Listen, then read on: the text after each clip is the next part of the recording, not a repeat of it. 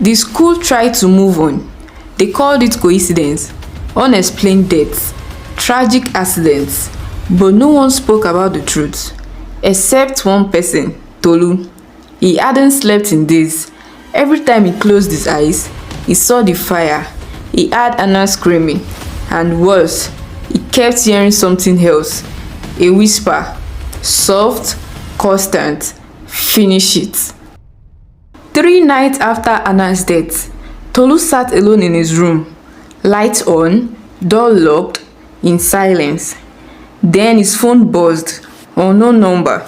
His hands trembled as he picked it up. Hello?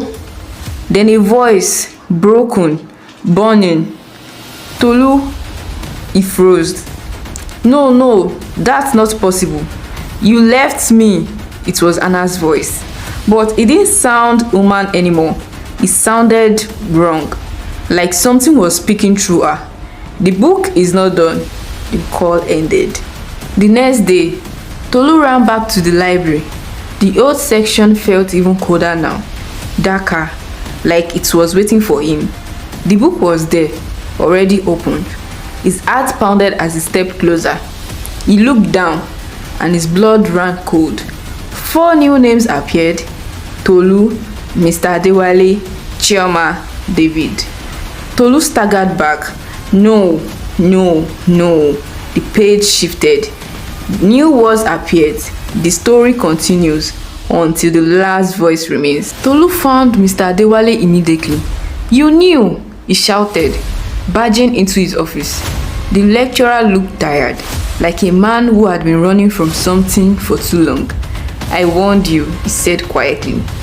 You didn't tell us everything, Tolu snapped. Mr. Adewale sighed.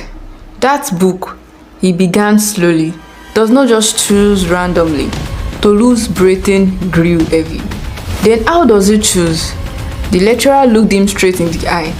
It chooses those who open it and those connected to them. And once your name is written, he continued, your death is already decided. Tolu shook his head. No, there has to be a way to stop it. There's only one way, Mr. Adewale said. Tolu stepped closer. Tell me. The lecturer hesitated, then whispered, someone must replace the story. That night, Chioma didn't even know she was in danger. She had never seen the book, never touched it, but she knew Tolu. That was enough. At exactly 1:13 a.m., her lights went off. Then came the knocking from inside her wardrobe. Soft, slow. Who is there? She called out. No answer. The knocking got louder, more aggressive. Her hands shook as she stepped closer. Stop it! The wardrobe door burst open. Darkness peeled out. Not shadows, something thicker, alive. It wrapped around her instantly. She screamed, but her voice was swallowed. The next morning, her room was empty, but the walls were covered in scratches. Tolu rushed back to the library. The book had been updated. Chioma taken. His chest tightened. This isn't just killing, he whispered. It's collecting. Then he noticed something else. At the bottom of the page, a new line appeared. 3 souls claimed, 1 more to complete the chapter. Tolu confronted Mr. Adewale again. You said someone must replace the story.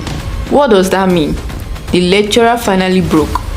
Years of fear spilling out. I opened the book years ago, he admitted. Tolu froze. You what? I was a student, he continued. Just like you. Curious, stupid. His voice shook.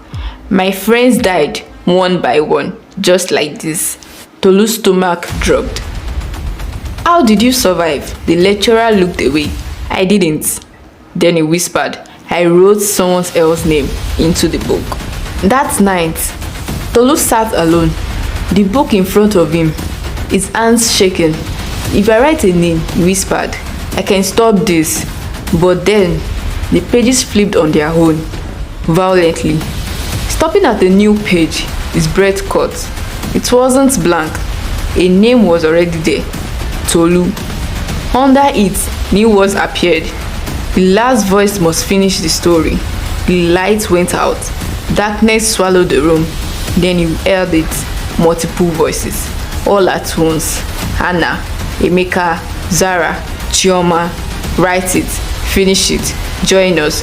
Tolu screamed. The next morning, Tolu was found in the library, sitting upright, the book open in front of him, a pen in his hand, his eyes wide but lifeless. On the page, a new line had been written in his handwriting. The story never ends. Days later, a new student walked into the library, curious, alone. He saw the book, black, waiting. He smiled and opened it.